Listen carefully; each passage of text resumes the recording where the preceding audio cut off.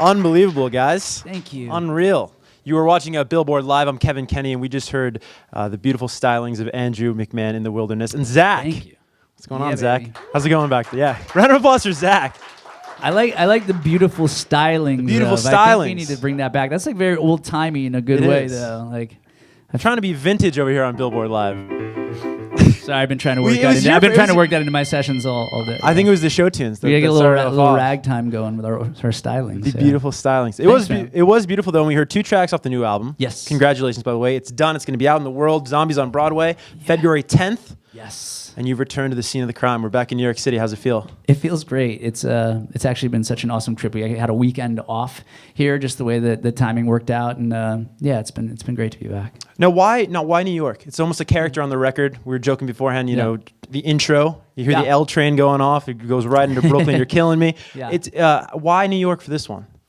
I mean, it's been sort of a long-standing dream of mine. You know, it goes back, more than 10 years ago. I had originally sort of planned for the second Jack's Mannequin record to be the New York answer to what was a very West Coast record, and due to just kind of a series of crazy life events that came down the pike and that had to be dealt with instead, I sort of had to postpone that creative mission, and yeah, all of a sudden it was like here I was, and I had the space and the time to make it work, and Firescape was this awesome moment in New York City where it's like, okay, like maybe this is the time, maybe that's the signal, and yeah, it is. It's a character on the record, and it very much inspired a lot of the songs, a lot of the writing. Now, what inspired it, I read, is that you would go out, you'd have these great late nights in New York that we all know and love here at Billboard, and you'd keep a journal or a notebook of sort of lyric ideas of all these crazy nights you'd have. Is there a craziest night, or maybe just a most important night that you can tell us here on Facebook that kind of sticks with you?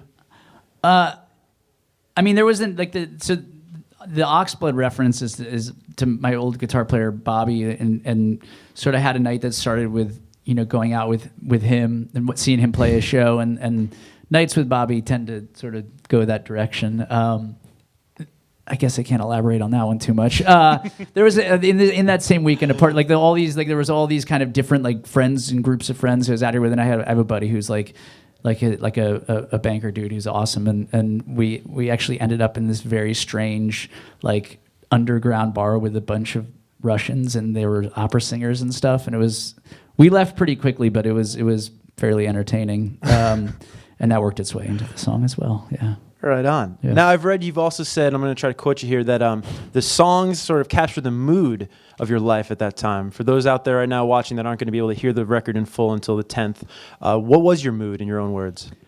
Well, I think it was a little chaotic, truthfully. I mean, so much of this record was written while I was still promoting the first Wilderness record, and that was kind of the beauty of it. Was like we were on this crazy ride where for so much of the beginning of that record was like kind of just pushing this boulder uphill, like trying to get people to listen and trying to get people excited about the music, and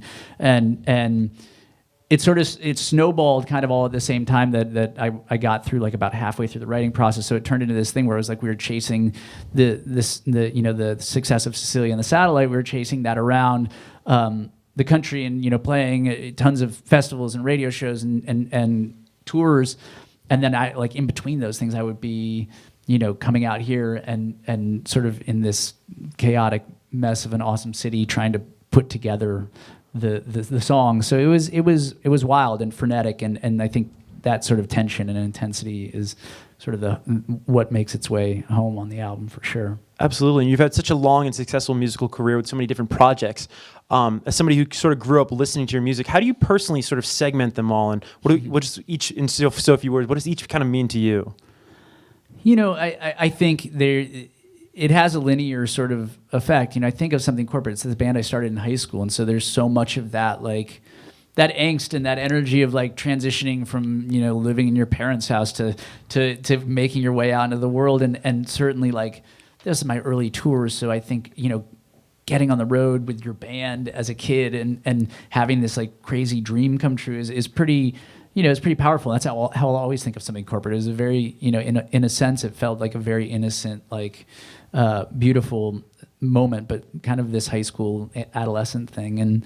And Jack's, it started sort of on the heels of Something Corporate, obviously, But I think those years to me are really tied up a lot in having been diagnosed with cancer and beating it and the fallout of that and what that led to. So I look at this project as a a chance to start fresh, and where I started this record in the middle of my life, or these records, in a point where I was like, okay, like I'm on the other side of something that was really difficult, and ready to have a new life and ready to, to have a healthier look at the world, and at my art and at my business, and that's how the wilderness plays out for me. Yeah, you talk about these changes that happen with your life and how they coincide with the music. We just heard you play Cecilia.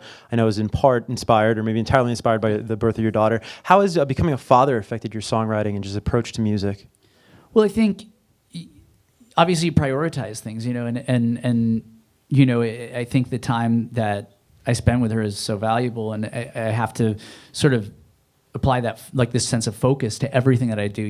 I think it used to be you take time for granted almost when you don't have to, have such like a laser focus and make sure that you're there for somebody all the time.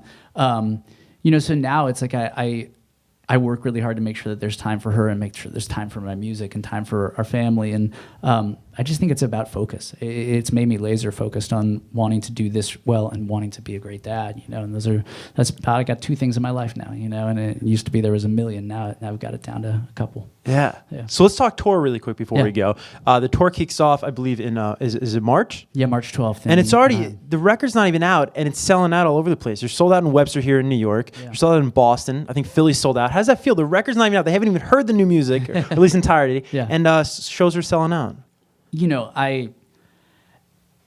It's huge. Like, I mean, for me, I built my world on the road.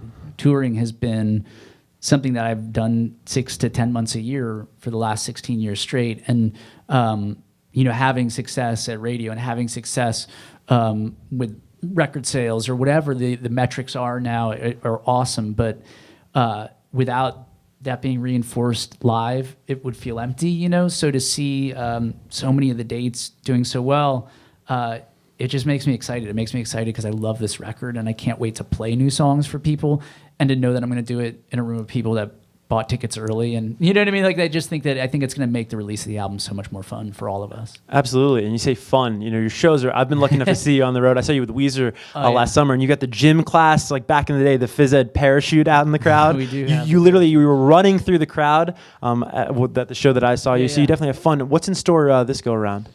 It's all being hatched. It's sort of like this chaotic moment right now where the guy that I work with who does all of our stage designs, he's like in Australia right now working with another artist, and we're like missing each other and like trying to pull everything together. But I think you can expect like sort of a bigger version of what you saw this summer. We want it to be like whimsical. When you get out there, like there's so much going on in the world, as we all know, and it's like it can be kind of daunting to turn on your phone and see like whatever the craziest news of the last hour is and get bogged down in that. And I think as entertainers, it's our job to not so much distract from that, but give people like a place where they can turn that brain off for a second and turn themselves over to something that's not, so attached to the thing that's outside of the show. And so I try to really build a show, and I think we're going to try and build our best show with this one, where it's going to be something that you like just want to be inside of, and be there for, and hopefully we'll get there. I think we will.